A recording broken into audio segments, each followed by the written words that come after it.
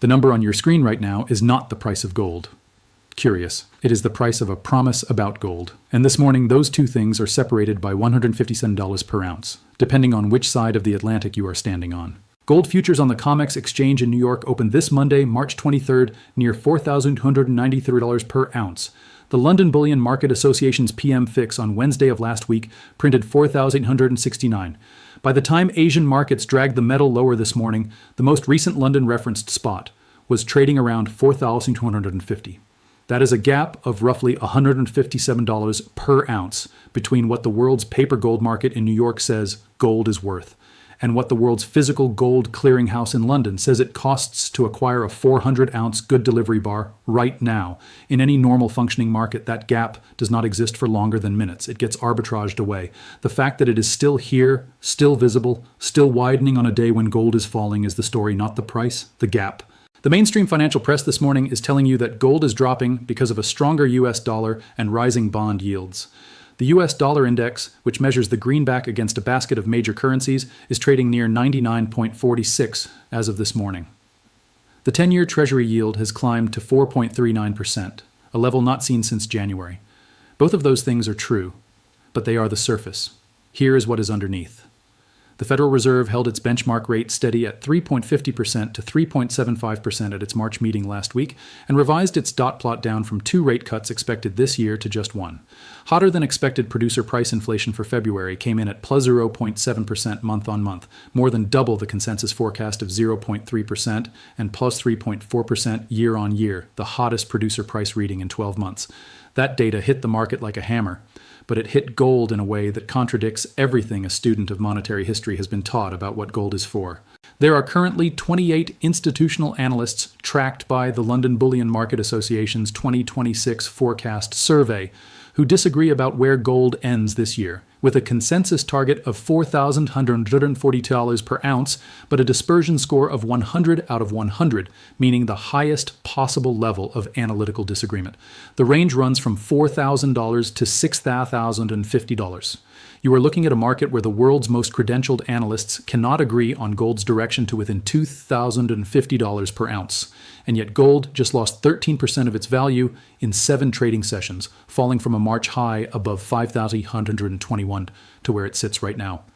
By the time we are finished here, you are going to understand precisely why the number your screen is showing you does not tell you what it appears to tell you, what is actually driving the gap between New York and London, and what 3 specific verifiable data points in the next 72 hours will tell you whether this dislocation is closing or getting worse. To understand why the London price and the New York price are diverging right now, you need to understand the mechanism that is supposed to keep them together. It is called the Exchange for Physical, or EFP. The EFP, documented in CME Group rules and used daily by every major bullion bank, is an over-the-counter swap that allows traders to exchange a COMEX futures position for physical gold in London, or the reverse. The price of the EFP, quoted in dollar basis, is effectively the spread between New York futures and London spot. Under normal conditions, that spread is narrow, a few dollars at most.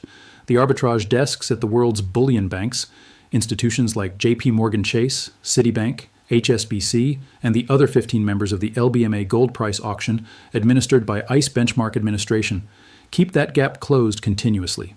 They are long spot in London and short futures in New York, and they profit from managing the basis between the two.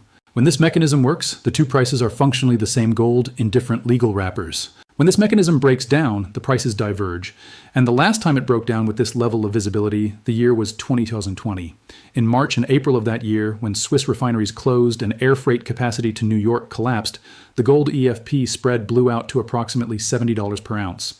The LBMA issued a statement saying it was working closely with COMEX and other key stakeholders to ensure the efficient running of the global gold market. That statement was issued because the mechanism that was supposed to prevent the two prices from separating had failed. The bullion banks that ran long spot, short futures had suffered losses severe enough that their risk departments had withdrawn their capacity to keep the spread closed. The world briefly had 2 gold markets rather than 1. It lasted weeks, not days, and it did not resolve until CME Group rushed out a new contract eligible for 400-ounce bar delivery. What you are watching today is structurally similar in one critical way. The mechanism that closes the EFP spread requires bullion bank capital to function. When that capital is stressed, constrained, or redirected, the spread widens. And right now, bullion bank capital is under precisely that kind of pressure. The gold market lost nearly $600 per ounce in 1 week. Institutional desks that were long physical in London against short futures in New York experienced losses.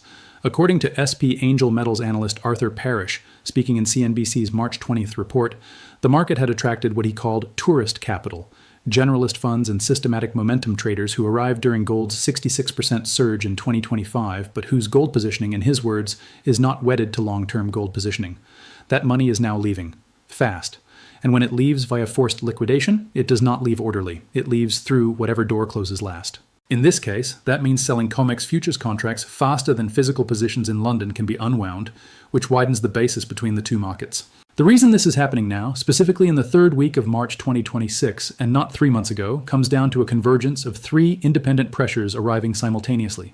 The first is the Strait of Hormuz. In late February 2026, the conflict between the United States, Israel, and Iran escalated to the point where tanker traffic through the Strait of Hormuz, the narrow passage through which approximately 20% of the world's daily oil supply transits, became effectively non-functional. The International Energy Agency described the resulting disruption as the greatest global energy security challenge in modern history. Brent crude oil prices surged from approximately $80 per barrel at the start of 2026 to over $100 by the time the Federal Reserve met last week. The second pressure is what that energy shock did to inflation expectations. February PPI printed 0.7% month-on-month. Core PPI printed 0.5%. Both were substantially above consensus. The Federal Reserve looked at those numbers, looked at oil above $100 per barrel, and concluded that the path to cutting interest rates had become, in Chair Powell's words, significantly more obstructed. The third pressure is what a hawkish Fed does to the mathematics of carrying physical gold versus holding U.S. Treasury bonds. When the 10-year yield climbs to 4.39%, the cost of owning a non-yielding asset rises in direct proportion. Institutional managers who were allocated to gold as a falling rate hedge find the thesis reversed. Here is the sentence that mainstream financial media has not yet assembled from these 3 data points. The Strait of Hormuz closure is simultaneously creating the inflationary conditions that cause the Fed to stay hawkish, causing that hawkishness to punish gold in dollar terms, and disrupting the physical gold logistics that are preventing the EFP arbitrage from functioning normally. According to the Wikipedia Economic Impact Summary of the 2026 Iran War, most flights to and from Dubai were grounded following the conflict's escalation. Dubai is one of the world's most critical transshipment hubs for physical gold, moving from London refineries toward Indian and Asian buyers. The disruption caused gold prices in India to swing from a $50 discount to the London price to a premium within days. The physical gold market's logistics layer is under simultaneous pressure from multiple directions, and that pressure is expressing itself in the gap you see between the London number and the New York number. There is one piece of data in all of this that almost no mainstream channel has connected to the spread. The People's Bank of China, the central bank of the world's largest gold consumer, reported in January 2026 its 15th consecutive monthly gold purchase, bringing its official holdings to 2,309 tons, accounting for 9.6% of its total reserve assets, according to World Gold Council data. That buying streak has been running uninterrupted since the Western world froze Russian reserve assets in 2022. The PBOC is not a momentum investor. It does not chase price. It did not stop buying when gold hit $5,000. It did not stop buying when gold hit $5,600. And when the tourist money described by SP Angel's Arthur Parrish exits, the structural bid from central bank accumulation does not exit with it. That is the part of this equation that the bearish case ignores. You can print COMEX futures contracts. You cannot print the metal itself. And the people who understand that most clearly are buying it through a non-Western clearing system month after month, regardless of what screen prices say. Let us address the bearish case directly because it deserves to be addressed fairly. Bloomberg Intelligence's Mike McGlone made an observation this week that is genuinely uncomfortable for gold bulls. He stated that gold's extraordinary performance in 2025, its best year since 1979, occurred in a relatively low inflation environment, and that the metal's surge to multi-year extremes relative to moving averages and broad commodities may indicate that gold has shifted from safe haven to speculative risk asset. His point is structural, not temporary. If gold's 2025 bull run was driven by speculative momentum rather than fundamental monetary fear, then the same forces that drove it up can drive it down. This is not a straw man. Pepperstone's research strategist Dylan Wu made a similar observation this week, describing the sharp decline as a pricing logic adjustment rather than a reversal of the long-term trend. The honest version of the bearish argument is this: at $5,600, gold was pricing in outcomes that have not materialized. The Fed did not pivot. Yields did not collapse. The dollar did not weaken. Real yields remain positive. Every one of these conditions is bearish for gold on classical theory, and the 13% correction from peak to today is the market correcting for the overshoot. What the bearish case misses is what JP Morgan Global Research published in its current gold outlook. The bank expects approximately 585 tons of quarterly investor and central bank demand in 2026, comprising roughly 190 tons per quarter from central banks. The bank maintains a base case target of $5,055 per ounce for the fourth quarter of 2026. That is a 19% increase from today's price. JP Morgan's framework for gold pricing shows that roughly 350 tons or more of quarterly net demand is required just to keep gold prices flat. When you have 585 tons of structural demand running below the spot market, the speculative overshoot does not change the structural floor. The tourist money leaving this week is precisely the mechanism through which the market resets for the next leg of central bank-driven appreciation. That is the forward-looking framework, and it is grounded in verified institutional demand data, not in speculation about what might happen. Now, here are the 3 specific things to watch over the next 72 hours and the exact data sources where you can verify each one for yourself. The first is the CME Group's daily COMEX Vault report, published each evening for the prior trading day. You can find it directly on the CME Group's website under the Gold Depository Statistics page. You are watching for the registered gold inventory level. Registered gold is the metal against which COMEX delivery warrants have been issued. The gold that shorts must deliver if contract holders demand it. Watch for whether that number stabilizes or continues to fall relative to current open interest in the front month June contract. If the ratio of open contracts to registered ounces increases, the delivery math becomes more structurally complex.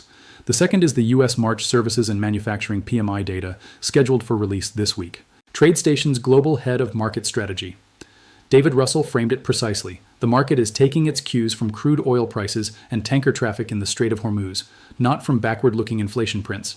PMI data will give the first real-time read on whether energy cost inflation is beginning to slow economic activity. A weak PMI combined with still hot energy prices is the stagflationary scenario that historically resolves with gold recovering lost ground, because it forces central banks to choose between fighting inflation and supporting growth, and they eventually choose growth. The third is the Bank of England's next communication on UK inflation forecasting. According to the Wikipedia Economic Impact Summary of the 2026 Iran War, UK inflation is expected to breach 5% this year as a direct result of the Strait of Hormuz closure. The Bank of England already faces a version of the same dilemma as the Federal Reserve. Any signal of a more hawkish posture from the BOE, similar to the ECB's postponement of planned rate cuts announced on March 19th, would extend the current headwind for gold priced in pounds sterling. UK investors holding physical gold through vehicles like the Royal Mint Sovereign or unallocated LBMA accounts need to watch the BOE communication precisely because sterling-denominated gold prices are subject to a second layer of monetary policy risk that dollar-priced gold does not carry. There is one honest acknowledgement that belongs in any serious analysis of this situation.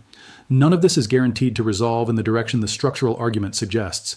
The market can sustain irrational conditions for longer than structural analysis predicts. If the Strait of Hormuz reopens and energy prices normalize, the Fed's hawkishness softens, real yields decline, and gold's 13% correction stops being a dip and starts being a turning point. But if the closure persists into summer, the European gas storage crisis deepens, and the Fed finds itself navigating stagflation rather than a clean inflation fight, the historical precedent from the 1970s oil shocks is clear. The monetary system absorbs energy shocks through currency debasement, and gold prices in debased currencies do not go down. What this week's event has done is not disprove gold's long-term structural thesis. It has clarified who holds gold for which reason. The investor who bought gold in 2024 because falling rates would push it higher just saw that thesis fail, at least temporarily.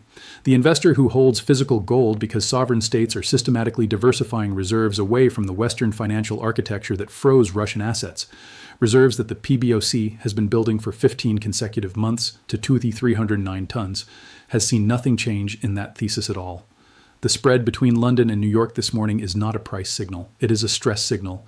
It is showing you that the mechanism that transfers gold between the paper world and the physical world is under strain, and that the two prices that are supposed to be identical are not identical. That gap is the most honest number in the entire gold market right now. Not 4293, it's not 4450, the 157 between them. Given that the EFP spread between London spot and New York COMEX futures has widened significantly during this week's dislocation, and given that the last comparable spread blowout in March 2020 took several weeks to fully close, where do you think the London-New York basis stands by the time the June COMEX contract enters first notice day in late May? Drop your number and your reasoning in the comments. I'll pin the most specific analysis. The U.S. March PMI data is due out this week, and FOMC meeting minutes from last week's hawkish hold will be published Wednesday. I will have the full analysis up before U.S. markets open on Thursday. If you are not subscribed with notifications on, you will miss it. Everything in this video is sourced from public data. CME Group Vault reports, Federal Reserve Communications, World Gold Council statistical releases, CNBC, Reuters, FX Street, and the Bureau of Labor Statistics. All of it linked in the description. I am not a financial advisor and nothing here is investment advice. Every number I gave you is verifiable. The links are there. Do your own research, make your own decisions.